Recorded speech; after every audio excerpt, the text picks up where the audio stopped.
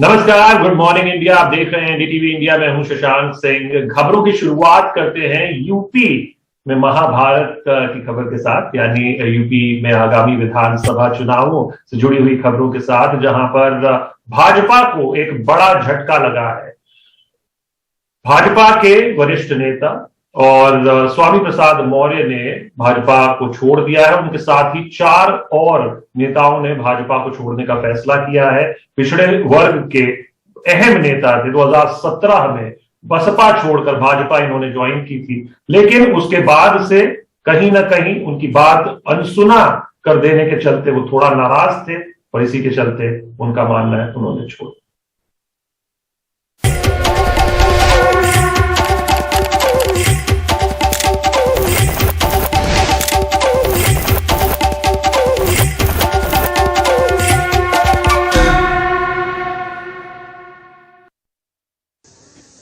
UP के मुख्यमंत्री मंगलवार चुनावी रणनीति बनाने दिल्ली पहुंचे तो पीछे से लखनऊ में उन्हें एक जोरदार झटका दे दिया गया। पिछड़ों, किसानों, नौजवानों और छोटे कारोबारियों की उपेक्षा का आरोप लगाते हुए योगी सरकार के बड़े मंत्री और पूर्वी उत्तर प्रदेश के कद्दावर ओबीसी नेता स्वामी प्रसाद मौर्य ने पार्टी छोड़ दी। सपा प्रमुख अखिलेश यादव ने स्वामी प्रसाद मौर्य के साथ तस्वीर ट्वीट कर स्वामी प्रसाद मौर्य का समाजवादी पार्टी में स्वागत किया। एनडीटीवी से बातचीत में स्वामी प्रसाद मौर्य ने कहा कि बीजेपी में उनको सम्मान नहीं मिल रहा था। 14 साल के वनवास से भारतीय जनता पार्टी को निकाला, पूर्ण बहुमत की सरकार बनाने में सहयोग किया, लेकिन सरकार बनने के बाद जिस तरीके से उत्तर प्रदेश के जनता के हितों की अनदेखी कर लगातार उनके विरोध में काम सरकार करती रही। मैंने उचित प्लेटफॉर्म पर कई बार उसका विरोध भी दर्ज किया। बात अनसुनी कर दी गई। नतीजा हुआ कि आज मुझे उत्तर प्रदेश सरकार मंत्रिमंडल से इस्तीफा देने का निर्णय लेना पड़ा। समझते हैं कि स्वामी प्रसाद मौर्य के जाने से बीजेपी को क्या नुकसान होगा। स्वामी प्रसाद मौर्य 5 बार के विधायक हैं। बड़े ओबीसी नेता मौर्य 2016 में बसपा छोड़ बीजेपी आए थे। मौर्य के जाने से बीजेपी के गैर ओबीसी वोटों को जोड़ने की रणनीति को झटका लगा है। इससे अखिलेश को फायदा होगा। मौर्य के आने से अखिलेश को यादवों के अलावा दूसरी पिछड़ी जातियों का भी वोट मिलेगा। मौर्य के साथ आए विधायकों से सपा को मजबूती मिलेगी। अखिलेश लगातार गैर यादव ओबीसी नेता जोड़ रहे हैं। ओपी राजभर भी अखिलेश का दामन थाम चुके हैं। जिन 4 विधायकों ने बीजेपी छोड़ी है उसमें 3 पिछड़ी जाति से हैं और 1 दलित समाज से हैं। भगवती सागर कानपुर के बिल्हौर से 4 बार के विधायक हैं। रोशन लाल वर्मा शाहजहांपुर के तिलहर से 3 बार के विधायक हैं। ब्रजेश प्रजापति बांदा के तिंदवारी से विधायक हैं। विनय शाक्य औरैया से विधायक हैं। ये सभी विधायक स्वामी प्रसाद मौर्य के करीबी विधायक हैं और सभी 2016 में बसपा छोड़ मौर्य के साथ बीजेपी में शामिल हुए थे। हम लोगों की लगातार डिमांड रही, प्रेशर भी हम लोगों ने बनाया कि ओबीसी की जातिगत जनगणना होनी चाहिए। उस मुद्दे को भी भारतीय जनता पार्टी ने मना कर दिया। इन सभी चीजों को देखते हुए आज हम लोगों ने इस्तीफा माननीय मंत्री जी के समर्थन में दिया है। देखिए, सत्ता के लालच में हम लोग भारतीय जनता पार्टी में शामिल नहीं हुए थे, बल्कि हम लोगों के शामिल होने की वजह से भारतीय जनता पार्टी की उत्तर प्रदेश में सरकार बनी थी, और जहां पर भी जाएंगे वही सरकार बनेगी। स्वामी प्रसाद मौर्य के इस्तीफे के बाद बीजेपी स्वामी प्रसाद मौर्य को मनाती हुई नजर आ रही है। यूपी के उप मुख्यमंत्री केशव मौर्य ने ट्वीट कर कहा है कि स्वामी प्रसाद मौर्य को अपने निर्णय पर पुनर्विचार करना चाहिए, पर स्वामी प्रसाद मौर्य ने साफ कर दिया है कि वो अपने निर्णय पर कायम रहेंगे। स्वामी प्रसाद मौर्य माना जाता है कि एनसीपी प्रमुख शरद पवार के बहुत करीबी हैं।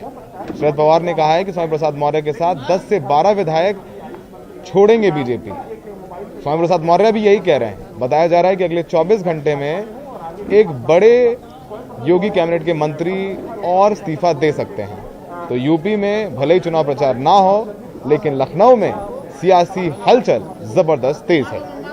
लखनऊ में सहयोगी बिलाल और आलोक पांडे के साथ सौरभ शुक्ला, एनडीटीवी इंडिया। तो और कितने नेता छोड़ेंगे ये तो आने वाले समय में पता लगेगा, लेकिन फिलहाल जिन 4 नेताओं ने स्वामी प्रसाद मौर्य के साथ छोड़ा है उनमें एक नाम विनय शाक्य का भी है। लेकिन उनकी बेटी ने रिया शाक्य ने ये आरोप लगाया है अब उनके पिता के भाई यानी चाचा अपने चाचा पर और दादी पर कि वो जबरदस्ती उनके पिता को उठाकर लखनऊ ले गए हैं, जबकि उनका स्वास्थ्य भी ठीक नहीं। मेरे पिताजी ना तो स्पष्ट तरीके से बातचीत कर सकते हैं और ऑपरेशन होने के बाद उनके सोचने समझने की शक्ति भी कम हो गई है। हम लोग क्षेत्र में भारतीय जनता पार्टी के लिए काम कर रहे हैं क्योंकि चुनाव नजदीक हैं। इसी बीच हमारे चाचा श्री देवेश शाक्य व हमारी दादी मेरे पिताजी को लखनऊ लेकर चले गए हैं। इस समय मेरे पिताजी की स्थिति ठीक नहीं है। वे कहाँ हैं, किस हालत में है, हमें कोई जानकारी नहीं है। मैं सरकार से मांग करती हूँ कि हमारे पिताजी का तत्काल पता लगाकर हम परिवारजनों से उन्हें मिलवाया जाए। वहीं विनय शाक्य के भाई देवेश शाक्य ने इन आरोपों को बेबुनियाद बताया और कहा है कि परिवार के बच्चों को फुसलाकर ये बयान दिलवाया गया है। माननीय विनय शाक्य जी विगत 3 वर्षों से अपने मां के साथ रह रहे हैं और मां ही उनका देखरेख पूरा सब कुछ करती हैं। मेरा दिशा निर्देशन रहता है और मैं उनकी अनुपस्थिति में उनके जो भी कार्य हैं मैं उनका संचालन करता हूं और मेरी छवि को धूमिल करने के लिए कुछ पार्टी के ही लोगों ने हमारे परिवार के बच्चों को भुसकाकर ये बयान दिलवाया है और ये बयान बिल्कुल ही निराधार है। मैं चाहूंगा कि एक पैनल बना के एक बार उनसे पूछ लिया जाए जिससे कि मेरी छवि धूमिल ना हो।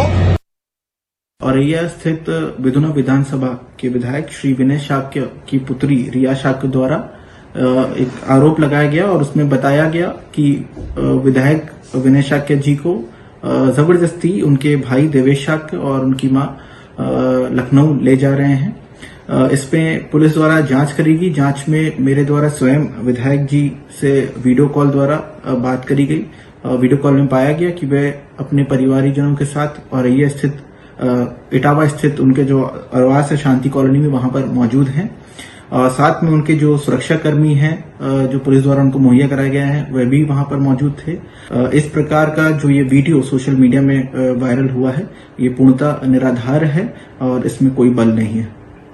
यूपी में विधानसभा के चलते तेज होती राजनीति के बीच पिछले दिनों धर्म संसद काफी चर्चा में रही, विवादों में घिरी रही। बीबीसी को दिए एक इंटरव्यू में उप मुख्यमंत्री केशव प्रसाद मौर्य ने कहा कि धार्मिक नेताओं को अपनी बात कहने का हक है और ये धर्म संसद कोई भाजपा की नहीं थी। इसी इंटरव्यू के दौरान उन्होंने अपनी सिक्योरिटी को कहकर इस इंटरव्यू को डिलीट करने को कहा। हालांकि बीबीसी ने कैमरा के चिप से इस इंटरव्यू को रिकवर कर लिया।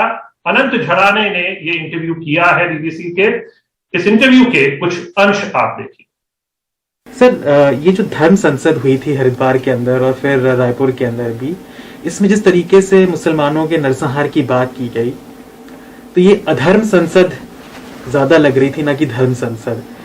तो ये इससे जुड़ा एक मामला ये भी हुआ है कि आईआईएम के जो छात्र हैं, प्रोफेसर्स हैं, उन्होंने चिट्ठी लिखी प्रधानमंत्री को कि जिस तरीके से मुसलमानों को टारगेट करके या एक जाति विशेष के लोगों को टारगेट करके बयानबाजी होती है, भड़काऊ बयानबाजी होती है, अगर देश का प्रधानमंत्री चुप रहता है या सूबे के मुख्यमंत्री लोग चुप रहते हैं तो इन लोगों को और बढ़ावा मिलता है, इनके और हौसले बढ़ते हैं। क्या आपको लगता है कि आप लोगों को जैसे ही चीजें आती हैं सामने प्रकाश में, थोड़ा बयान देके लोगों को ये आश्वस्त करना चाहिए कि आप लोग किसी धर्म विशेष के खिलाफ नहीं है? भारतीय जनता पार्टी को प्रमाण पत्र देने की आवश्यकता नहीं है। हम सबका साथ सबका विकास करने में विश्वास रखते हैं और जो धर्माचार्य हैं उनको अपनी बात अपने मंच से कहने का अधिकार होता है। आप हिंदू धर्माचार्यों की बात क्यों करते हो? आप बाकी धर्माचार्यों के द्वारा क्या क्या बयान दिए गए हैं उनकी बात क्यों नहीं करते हो?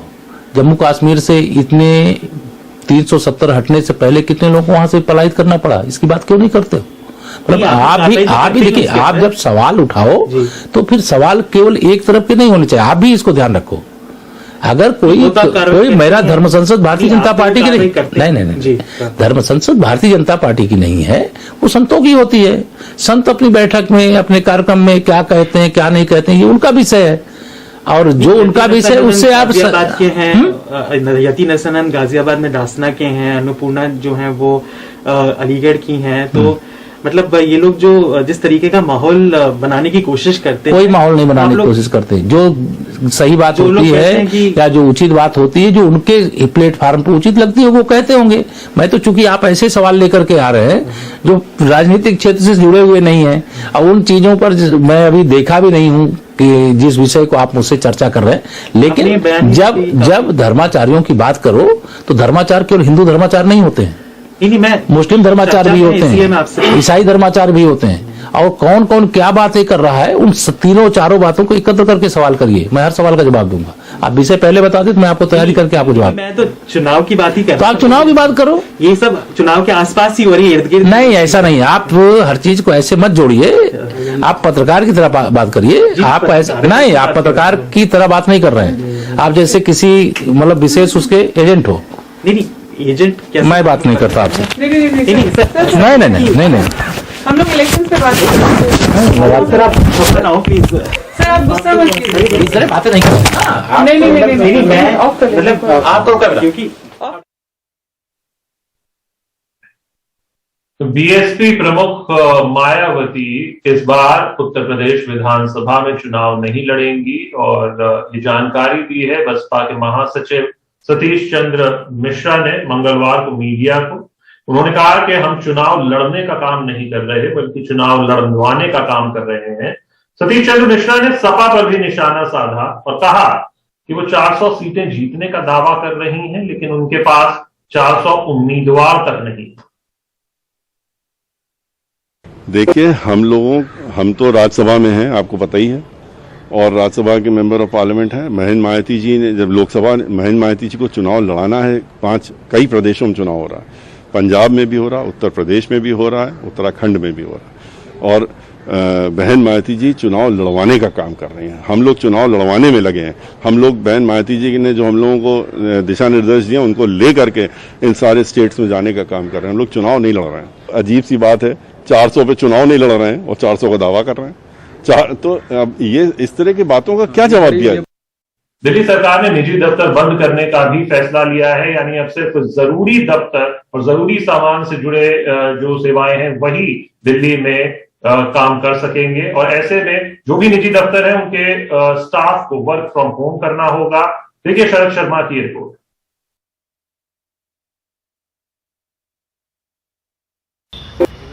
दिल्ली में अब अगले आदेश तक सभी निजी दफ्तर बंद रहेंगे।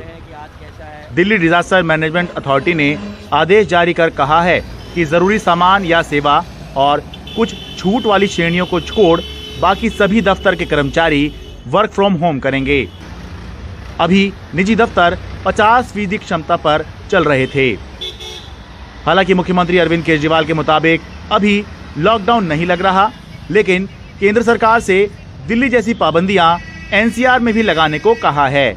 आज जो शाम की रिपोर्ट आएगी उसमें 20,000 के करीब आएंगे, तो 20-22 हजार के करीब मामले और 24% 25% के आसपास पॉजिटिविटी रेट पिछले 2-3 दिन से चल रहा है। लोगों का ये डर है कि कहीं अब आप इस हफ्ते या लॉकडाउन नहीं लगा रहे, चिंता मत कीजिए। डीडीएमए की बैठक में भी जो केंद्र सरकार के रिप्रेजेंटेटिव्स आए थे, हमने उनसे रिक्वेस्ट किया कि दिल्ली के अंदर केवल रेस्ट्रिक्शंस लगाने से काम नहीं चलेगा, आपको पूरे एनसीआर को कवर करना पड़ेगा।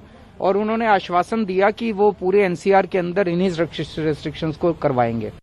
डीडीएमए के आदेश के मुताबिक अब दिल्ली में private bank, insurance company, pharma, reserve bank of India द्वारा नियमित संस्थाएं या इंटरमीडियरी, सभी नॉन बैंकिंग फाइनेंशियल कॉरपोरेशन, सभी माइक्रो फाइनेंस संस्थान, अगर अदालतें, ट्रिब्यूनल या कमीशन खुले हैं तो वकीलों के दफ्तर, कोरियर सर्विस और जरूरी सामान और सेवाएं देने वाली कंपनियों के दफ्तर ही खुले रहेंगे।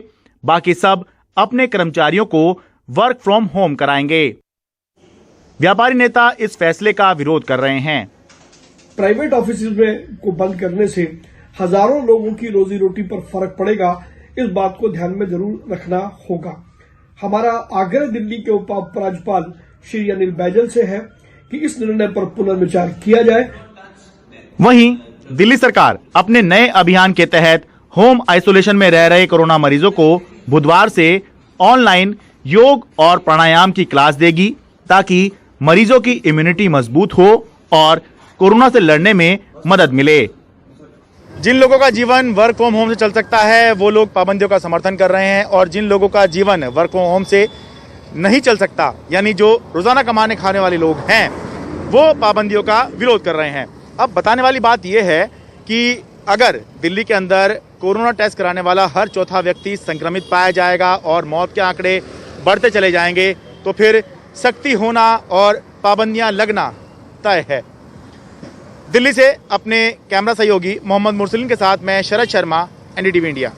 और उत्तर प्रदेश के विधानसभा चुनाव से पहले बीजेपी को बड़ा झटका लगा है। योगी सरकार के कैबिनेट मंत्री और बड़े ओबीसी नेता स्वामी प्रसाद मौर्य बीजेपी छोड़कर सपा में शामिल हो गए हैं। मौर्य के साथ बीजेपी के 4 और विधायकों ने भी इस्तीफा दे दिया है और अब बीजेपी की तरफ से डैमेज कंट्रोल की कोशिशें हो रही हैं, लेकिन फिलहाल कुछ और इस्तीफों की भी अटकलें हैं। ऐसे में ये बीजेपी के लिए काफी चुनौतीपूर्ण स्थिति पैदा हो गई है।